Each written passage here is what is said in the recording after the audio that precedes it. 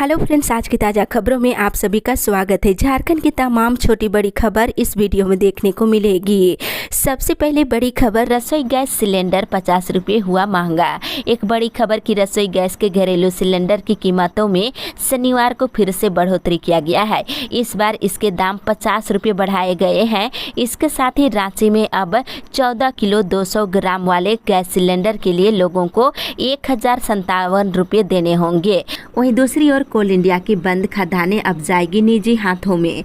इधर कोल India limited के 20 बंद भूमिगत खदानें अब निजी कंपनियां में चली जाएगी। ये खदानों को राजस्व साझाकार मॉडल पर उत्पादन में लाने की पेशकश कोल इंडिया ने किया है और लंबे समय से ये खदानें बंद। इसी के साथ ही अगली बड़ी खबर, स्वास्थ्य मंत्री ने वेबसाइट का किया लोकार्पण। इधर झारखंड के स्वास्थ्य मंत्री बाना गुप्ता ने गुजरात के केवाड़िया में 3 दिवसीय स्वास्थ्य चिंतन शिविर में केंद्रीय स्वास्थ्य विभाग की वेबसाइट का उद्घाटन किए हैं।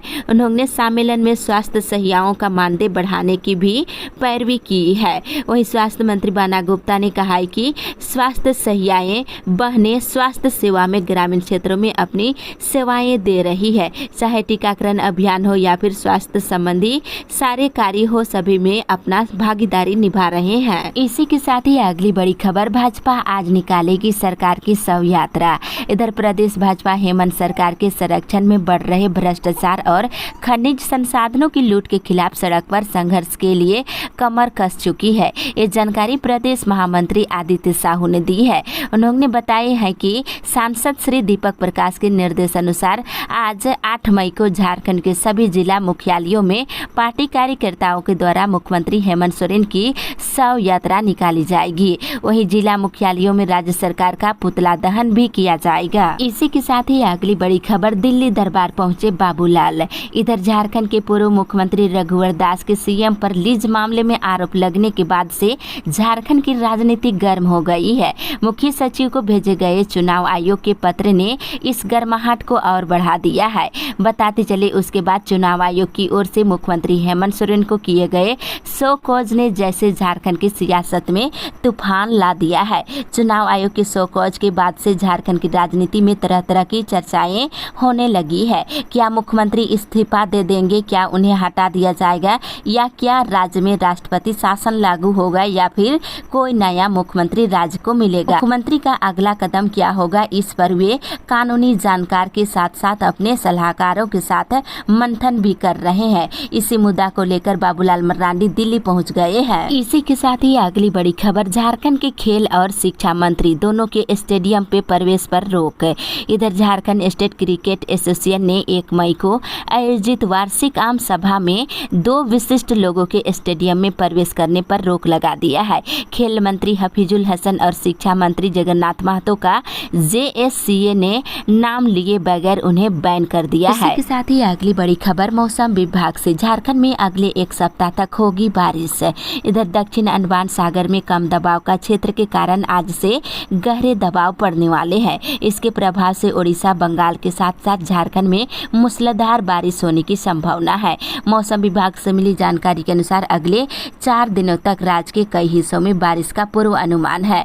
वहीं मौसम विभाग की माने तो 6 मई को यहां कम दबाव के क्षेत्र में तब्दील हो चुका है, जबकि 8 मई को ये गहरे दबाव में तब्दील हो जाएगा। मौसम विभाग से मिली जानकारी के अनुसार राज्य में अगले 1 सप्ताह तक लगातार हल्के और माध्यम दर्जे की बारिश होने की संभावना है, जिससे तापमान में लगातार गिरावट होने की भी उम्मीद की जा रही है। अगली बड़ी खबर, झारखंड पंचायत चुनाव की मतगणना को लेकर तैयारी शुरू। इधर पंचायत चुनाव की मतगणना को लेकर तैयारी शुरू कर दी गई है। इसको लेकर जिला प्रशासन की तरफ से वर्जगृह और मतगणना केंद्र के लिए एक टीम बनाई गई है। इसका नेतृत्व अपर समाहर्ता राजेश बराबर कर रहे हैं। कृषि बाजार प्रांगण परिसर 15 में मतपेटियों को रखने और मतगणना स्थल की तैयारियों को लेकर 35 गोदाम और दुकानों को खाली कराया गया है। वहीं 4 चरणों में होने वाली वोटिंग को लेकर 4 बार वोट भी डाले जाएंगे। वहीं बता दें, मतपेटियों को रखने का सिलसिला 14 मई से शुरू हो जाएगा, यानी 1 सप्ताह के बाद पंचायत चुनाव के पहले चरण की वोट की गिनती होगी। इसी के साथ ही अगली बड़ी खबर, एडवोकेट एसोसिएशन चुनाव में कुल 59 ने किए नामांकन। इधर एडवोकेट एसोसिएशन चुनाव के लिए कुल 59 उम्मीदवारों ने पर्चा भरा है। चुनाव कमेटी ने सभी नामांकन पत्रों की स्क्रूटनी ने भी कर ली है। सोमवार को नामांकन वापस करने की तिथि है। इसके बाद उम्मीदवारों के नामों की घोषणा कर दी जाएगी। इसी के साथ ही अगली बड़ी खबर, जैक से जारी एडमिट कार्ड में कई त्रुटियां। इधर देवघर जिले के विभिन्न कॉलेजों के छात्रों ने NSUI के अविनाश कुमार से शिकायत करते हुए बताया है कि 11वीं की परीक्षाओं में उन्हें जो एडमिट कार्ड मिला है उस एडमिट कार्ड में नाम गलत है, जो जैक बोर्ड की गलतियों के कारण हुआ है। उस नाम को सुधार कराने के लिए छात्रों को रांची जाना पड़ता है, जिससे उन्हें काफ़ी समस्या होती है। देवघर से रांची जाकर नाम सुधार करवाने में छात्रों को समय काफ़ी लग जा रहा है। प्रावधान लागू। इधर करीब एक दशक के सबसे गहरे बिजली संकट से निपटने के लिए केंद्र सरकार ने आपातकालीन प्रावधान लागू किए हैं। इसके तहत कोयला आयात से लेकर घरेलू कोयला उत्पादन बढ़ाने और कोयले को संयंत्रों तक समय पर पहुंचाने के लिए हर मोर्चे पर युद्ध स्तर पर जुट गई है। इसी के साथ ही अगली बड़ी खबर, टाना भगत परिवारों को सरकारी योजनाओं का दे लाभ। इधर उपायुक्त सुशांत गौरव ने कहा है कि राष्ट्रीय स्वतंत्रता आंदोलन में टाना भगत परिवारों के योगदान और त्याग का भरपूर सम्मान करते हुए विकास में भागीदारी बनाना गुमला जिला प्रशासन की प्राथमिकता है। शनिवार को सिसई प्रखंड कुर्गी और लालपुर गांव में डीसी ने ये बात कही है।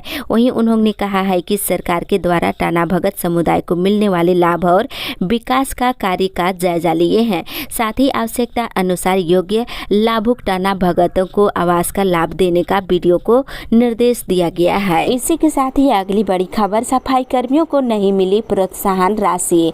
इधर रांची नगर निगम के 2200 सफाई कर्मियों को अब तक 2000 रुपये की प्रोत्साहन राशि नहीं मिली है।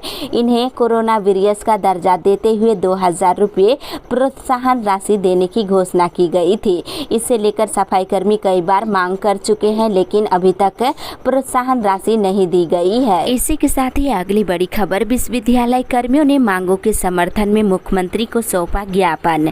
इधर झारखंड विश्वविद्यालय एवं महाविद्यालय कर्मचारी महासंघ ने मुख्यमंत्री से मांग किया है कि 30-35 वर्षों से काम करने वाले वेतन निर्धारण से वंचित कर्मचारियों का वेतन निर्धारण अविलंब किया जाए। वहीं विश्वविद्यालय एवं महाविद्यालय के कर्मचारियों को 7वें वेतनमान की अधिसूचना जारी अविलंब किया जाए। इसके साथ ही MACP और MCP के लाभ देने का भी मांग किए हैं। इसी के साथ ही अगली बड़ी खबर, पॉलिटेक्निक प्रवेश परीक्षा 19 जून को, आवेदन कल से। इधर झारखंड संयुक्त प्रवेश प्रतियोगिता परीक्षा परिषद ने पॉलिटेक्निक प्रवेश परीक्षा 2022 की तिथि घोषित कर दी है। 19 जून को इसकी परीक्षा होगी और 9 मई से ऑनलाइन आवेदन कर सकते हैं। अंतिम तिथि 23 मई निर्धारित की गई है। इसी के साथ ही अगली बड़ी खबर, चलती ट्रेन में तीसरी आंखों से रखी जाएगी नजर। अब रांची रेल मंडल के RPF को और हाईटेक बनाया जा रहा है। अब उन्हें ट्रेन में यात्रियों की सुरक्षा को लेकर अत्याधुनिक उपकरण से लैस किया जाएगा।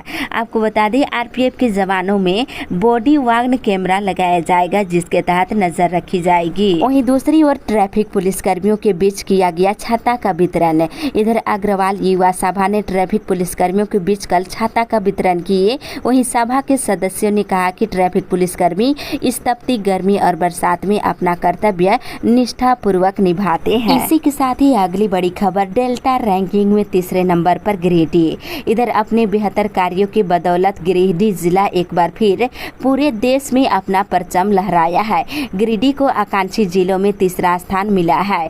गत वर्ष मार्च महीने में आधारभूत संरचनाओं में निरंतर काम करने की वजह से जिला को ये रैंकिंग प्राप्त हुई है। इसी के साथ ही अगली बड़ी खबर, पूजा को समन की तैयारी, CA को रिमांड पर लिया।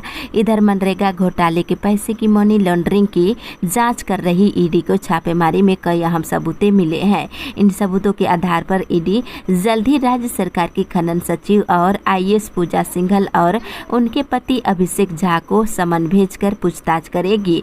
ED से मिली जानकारी के मुताबिक पैसों की बरामदगी और करोड़ों की निवेश से जुड़े साक्ष्य मिलने के बाद जांच एजेंसी के अधिकारियों ने पूजा सिंघल से शुक्रवार की रात पूछताछ की थी, लेकिन अब ED समन भेजकर उनसे पूछताछ करने की तैयारी में है। इसी के साथ ही अगली बड़ी खबर, 48 शराब दुकानों में नियोजित होंगे युवा।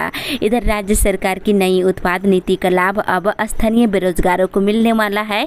गोड्डा जिले में लाइसेंसी शराब दुकानों की संख्या 48 है। यहाँ प्रति दुकान 3 स्टाफ सहित 48 सुरक्षित स्टाफ की बहाली की जाएगी। शराब दुकानों के संचालन में इन बेरोजगारों को 15 से लेकर 18,000 रुपये मासिक मानदेय देने का प्रावधान भी किया गया है। जिला निदेशालय की ओर से अप्रैल महीने में नियोजनालय में निबंधित करीब 800 बेरोजगारों का इंटरव्यू को लेकर के 192 अभ्यर्थियों का चयन किया गया है। इसी के साथ ही अगली बड़ी खबर, निजी विद्यालयों में जल्द बनाई जाए फीस रेगुलेटरी कमेटी।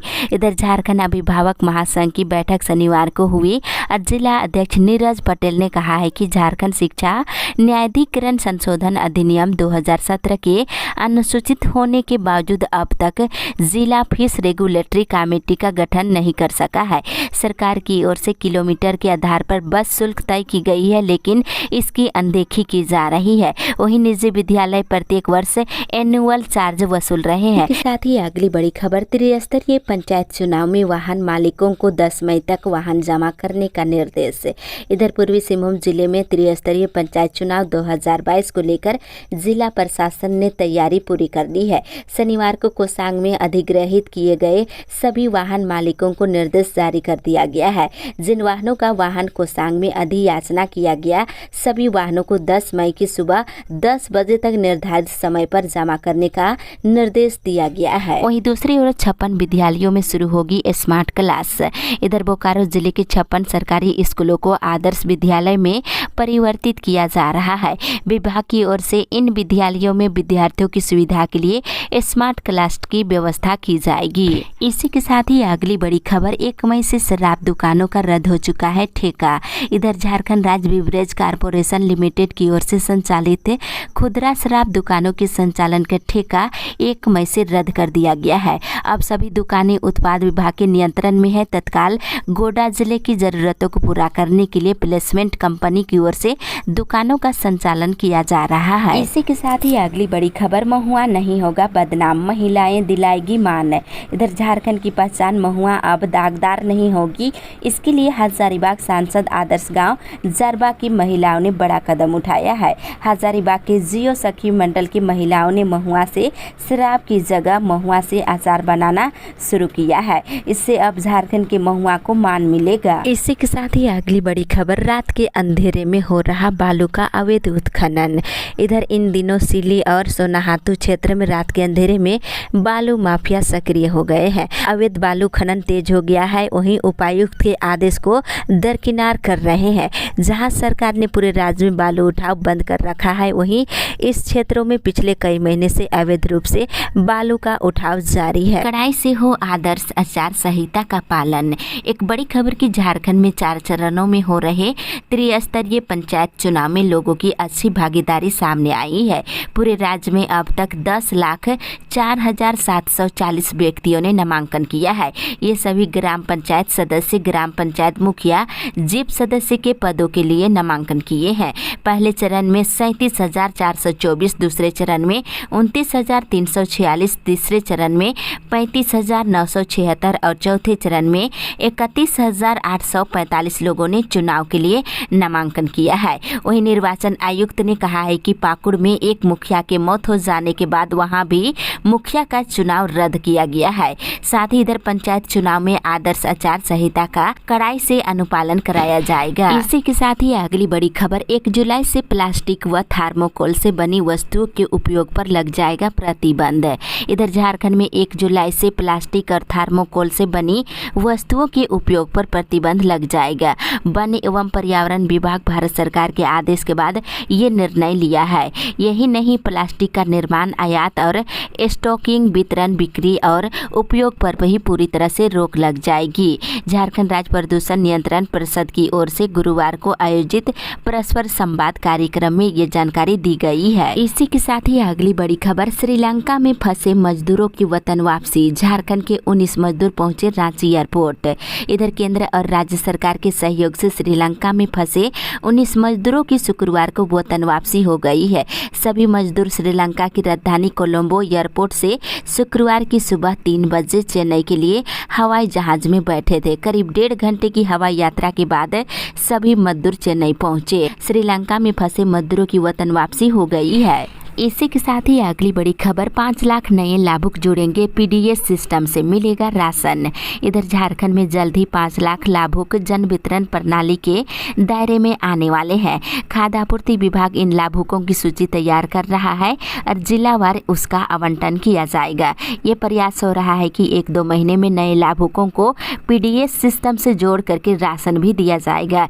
इन्हें जल्द ही ग्रीन राशन कार्ड दिया जाएगा। इसी के साथ ही अगली बड़ी खबर, केसीसी आवेदनों की धीमी प्रगति पर डीसी ने जताई नाराजगी। इधर किसान क्रेडिट कार्ड की धीमी प्रगति पर डीसी छवि रंजन ने नाराजगी जताई है। उन्होंने बैंकों के प्रतिनिधियों से केसीसी कार्य में ध्यान देने को कहा है। वहीं डीसी ने कहा है कि ज़्यादा से ज़्यादा आवेदनों को स्वीकृति दे और कोई आवेदन लंबित ना हो और किसानों को परेशानी ना हो। डीसी शुक्रवार को कृषि, पशुपालन, मत्स्य, भू संरक्षण एवं उद्यान प्रभाग की समीक्षा करते हुए बोल रहे थे। इसी के साथ ही अगली बड़ी खबर, सियासी मकसद से दायर की गई याचिका हो खारिज। इधर माइनिंग लीज मामले को लेकर के मुख्यमंत्री हेमंत सोरेन ने हाईकोर्ट में अपना जवाब दाखिल कर दिया है और शपथ पत्र के माध्यम से दाखिल किए जवाब में उन्होंने अपने खिलाफ लगे सभी आरोपों को गलत बताए हैं और भ्रामक बताया है।